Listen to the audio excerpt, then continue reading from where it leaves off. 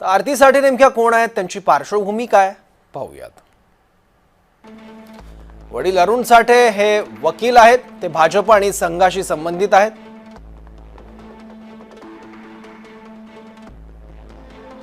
मुंबई उच्च न्यायालयाच्या अधिवक्ता म्हणून त्यांनी काम बघितलंय।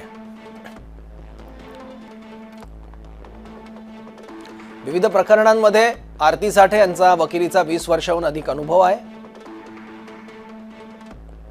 प्रत्यक्ष कराशी संबंधित खटल्यांच्या जाणकार म्हणून त्यांना अनुभव आहे। टॅक्सचे वाद, सेबी, सीमा आणि उत्पादन शुल्क संबंधीच्या वादात खटल्यांचा त्यांना अनुभव आहे।